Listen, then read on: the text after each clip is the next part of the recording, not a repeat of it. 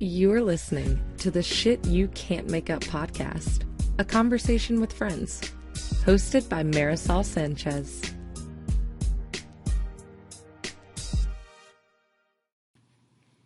Hey, thank you for listening. Thank you for the feedback. Thank you for the texts and the emails and the comments, even the constructive criticism ones have all been helpful, so thank you. Today is my birthday. It's my birthday for 57 more minutes. If you know me, then please continue listen on, because you'll know that I get a little crazy on my birthday.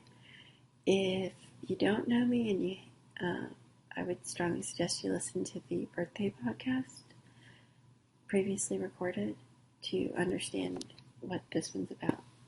Get the backstory on this one. So, I had to jump on the mic, and that sounded dirtier than I meant it to sound. But I did. I had to jump on to say thank you. I mean, just fucking Jesus. I don't mean to be offensive. So many people took the time out of their day to contact me, to wish me a happy birthday, to wish me good luck, or tell me how proud they were of me, or just lovely compliments all fucking day long. And it was awesome. It wasn't fantastic. It wasn't perfect. It wasn't flawless. It wasn't the mystical birthday of perfection. It wasn't Facebook perfect. I'm coining that phrase. What I mean by that, meaning, it looks perfect on Facebook, but what's going on in real and truth is probably not so great.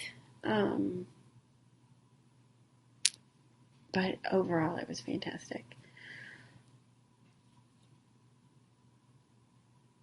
But it wasn't perfect. And one of the things when discussing this podcast with people, two common questions I can't answer is, what is it about? What's the theme of this podcast? What's the point? And I guess it's my own personal therapy, and you can join me for the ride. And maybe it'll end. Maybe I'll become this self-actualized,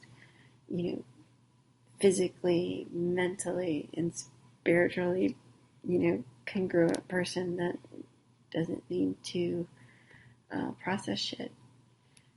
Maybe other people need to process shit, and hopefully they hear me doing it and think, maybe I'll give that a try. And the more people that work through their shit, the less angry people in traffic there would be. No. It's just an observation.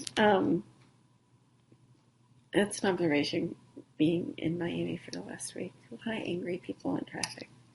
You just kind of want to look over at them and say, take a breath, dude. It's going to be okay. Look how beautiful it is outside. So if you know me, I go batshit crazy. I have issues with my birthday. But if you don't know me, I would stop and listen to a previous podcast I recorded about how I was feeling leading up to my birthday. I believe I described it as a post-traumatic stress disorder. And I did have a little bit of that. I did, but not a lot. Not 98% of the day. It was great. 2% of it wasn't. But hey, those are good numbers. I'll take those. And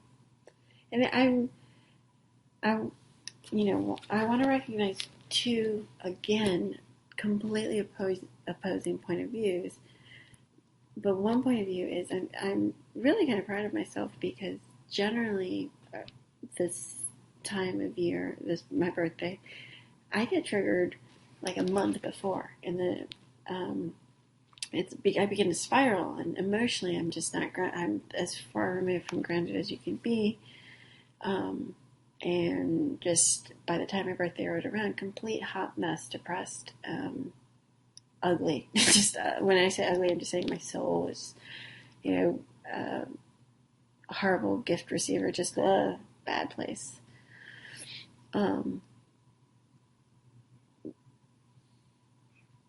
Today was not like that, except for about approximately 2 hours. There's 2 hours of the day that, I did get triggered, and the perspective I've had on my birthdays, which has always been a negative one, did seep its way through my,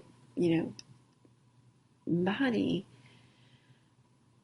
And I'll tell you about that. But that's one point of view is, one thing I wanted to say is it wasn't perfect, and I did have a shitty moment too, my birthday. But the opposing thought, or the polarity in my thinking about today, and probably when I actually, if I did get triggered at all about this birthday, it probably started on Sunday night. Because Sunday night I had dinner. I had dinner with the last boyfriend I had before I got married, the person I was with before I got married, and his incredibly amazing, intensely amazing wife. Hashtag awkward. No, I don't want to do hashtag. It wasn't awkward. It was also intense and amazing. And something I realized, my birthday's today, July 14th, and it's Bastille Day. And that last podcast, I was kind of giving you the highlight reel of all the shitty birthdays I remember. One birthday I didn't mention was the birthday I spent in Paris on Bastille Day, on my birthday, with this, we'll call him Omega.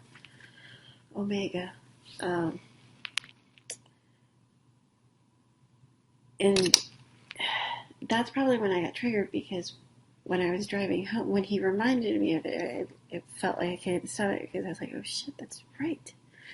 And not only were we there, was I not in Paris in love on my birthday, it was right after France had won the World Cup, and it's just an amazing experience. And it's not that I forgot it, but I did block it out. Like,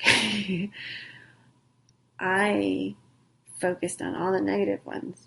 I sat in that. That's what those are the stories I kept repeating in my head. I didn't repeat the one where I was in Vegas for my 30th with my ex-husband, or I guess I don't know what birthday this was with Omega. Let's see, 27th, 26th. But fuck, to go Paris, or other great birthdays. My perspective on my birthday has been selectively negative. But all I can say is every year it gets not even just a little bit better. It just gets, what's that phrase? Fuck, word escapes me. This is what I have. One too many. No wonder I had a great birthday. I had 1 too many shots of tequila. No, and I'm okay, let me tell you about my birthday. So I got triggered at this dinner. Not triggered in a necessarily negative way, because I think, again, I hopefully I'm getting on the other side of this, but I was triggered because I was driving after this dinner, and I was like, what the fuck? Like, why would it... be talking about this? Why wouldn't I be focused on this? Why wouldn't this be the memory that I imprinted on? And this took me to a specific session with my personal therapist, or ex-therapist, only because you guys are my therapy, where, I don't know if she said it or I said it, but the phrase that I recognize, fear and sadness so much more and easier than I do happiness and joy. That those are emotions that I am not comfortable with, or at least at the time I was not comfortable with, or associated with my life. So I would leave this dinner, and all this is kind of coming together for me, and but I don't really get to process it because I'm on the way to pick up my very beloved nephew, who was coming back home with me, and then so I got to put a pin in this little mini breakdown that was starting, because I wanted to be present with my nephew. I wanted to, be there, talk to him, get to know him, enjoy the trip down to back home. And I was excited to see my kids. I've been out of town for a week, haven't seen them. Excited to see friends. And just, I was excited to come home, see my kitty cat, and my dog, mostly my kitty cat. So I put a pin in my little mental breakdown and focused on the day-to-day stuff. So I wake up. So I go to sleep. It's the eve of my birthday, and I start to feel, the familiar. Like I didn't do some homework that was due, and that's not like me. I'm typically very diligent about my schoolwork or work in general, and I wasn't. I just wanted to go to bed. I just wanted to go to sleep. And I knew I had to wake up super early to get my practice in. And I've just been super diligent about my asana and my yoga practice, to my detriment, because I'm it's incredibly sore, and I worked myself too hard. But that was me. That wasn't my practice. That was me. That was me knowing I had to show up on the mat to get as grounded as I needed to, as I could be. I totally lost my train of thought. So, fuck. Sorry. I'm not an expert. I'm not charging you. So don't judge me. My birthday. So I wake up. I wake up super early. And, for about 5 seconds, I don't realize it's my birthday. And then it's like, oh, it's your birthday. What I start my day out with is a number of texts that I could see start rolling in at midnight. I was asleep, so I was like 5. I think I got up at 5:30 this morning. But I started to see the text, and it was just sweet. It was just sweet to have all these people think about me. Was sweet, and all of them kind of having a sense that the sense I was getting today from a lot of people was they really hoping I got my shit together, really hoping I had a good day. I'm really hoping that I felt special. And I did. I really, really, really did. I teared up. I'm tearing up now, but I teared up quite a few times, except for one particular moment in the day. They were mostly really, truly tears of just joy, just love, just like, whoa. A lot of people said some super fucking sweet shit, like emotional, raw stuff, and I hear you. Thank you. Love you, too. So it starts out with the midnight messages, which were super amazing and thoughtful. uh, roll over to my shala. Shala is where I practice yoga, my yoga, and I study Ashtanga. I haven't been there in a while, and it felt great. Just instantly, it's like taking a deep breath. Just instantly felt great. Unfortunately, I couldn't practice my full practice, my normal practice, because I've pushed myself too hard recently, physically. And so that was kind of jarring. It was like, oh, not the way I would have wanted. But got to see my teacher. I would say at this point, I'm like, on a scale of 1 to 10, 10 feeling gloriously happy, I was probably like a 4. Like, everything was okay, but I was really waiting for that kick in the stomach. Which ultimately came when I got back home. And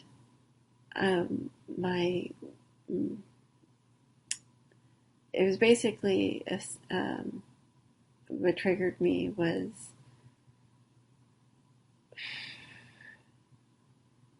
I don't know how to tell this part of the story, but basically my baby, my little one, child, I coined her the joy of my life, was getting ready for camp, and I was doing the daily, lunches and whatnot, getting her ready, putting her hair in a high ponytail for her cheerleading camp. And she looked extremely adorable and cute. The teenagers, I have 3 at my house right now, all asleep. Just out and cold. And so my baby comes down the stairs and she's like, oh my, after being up for a little bit, she's like, it's your birthday. And I'm like, yes. And she's like, happy birthday. She's the first one to wish me a happy birthday. Or at least vocally wish me a happy birthday. She hugged me and gave me a kiss. And then what ensued was basically just what I would describe as an awkward moment. Like, not sure where else to go with the celebratory nature of the conversation. So that basically was what triggered me. I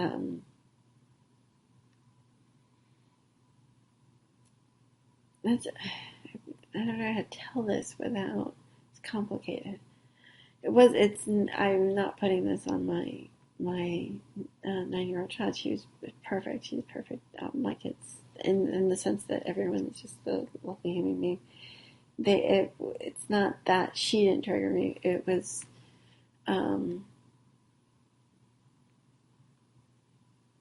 another sentiment that has nothing to do with her that I can't really go. Let's see. This is where life gets complicated, but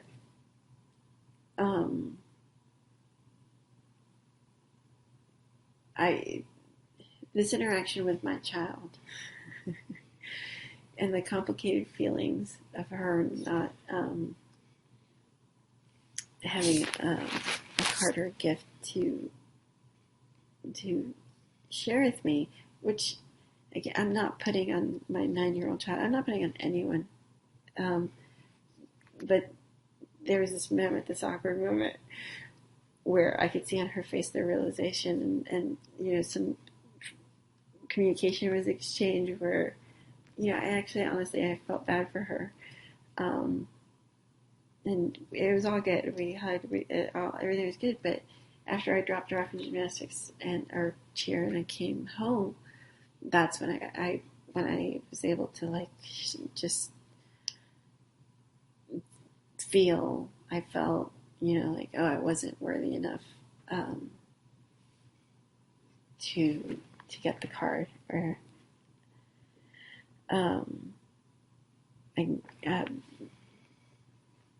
anyway, there's more to that story, but I can't share it publicly. But if we go out to eat, you can ask me about it, and I'll be more than happy to fucking tell you.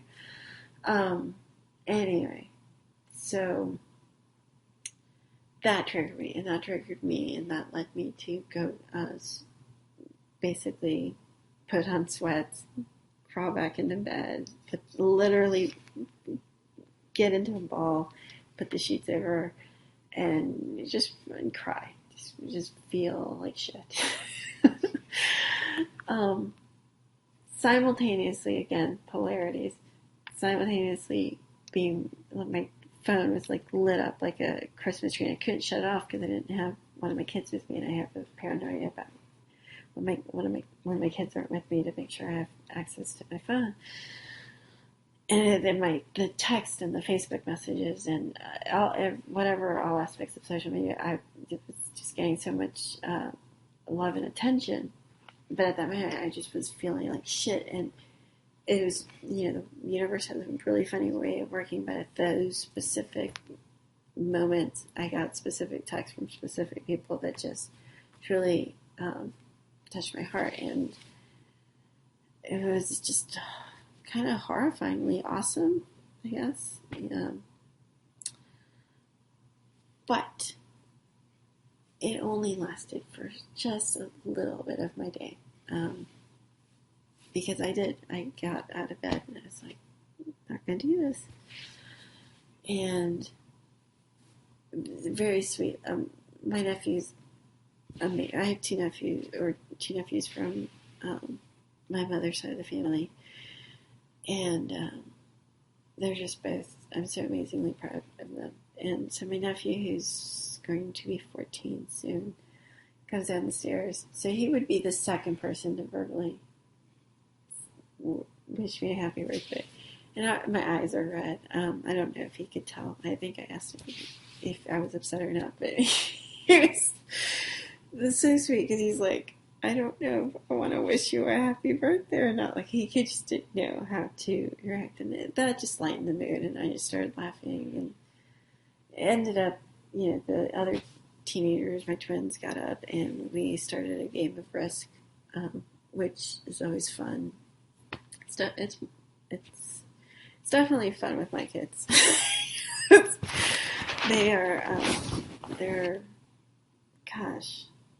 The verbal exchange that occurs during Risk at my house is intense. But it was fun. And then we started to get ready for some friends that were coming over to celebrate my birthday with me.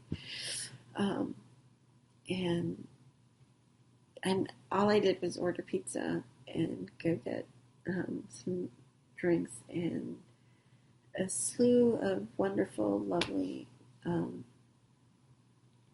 women who are just amazing showed up, and we talked and we laughed and we had a good time.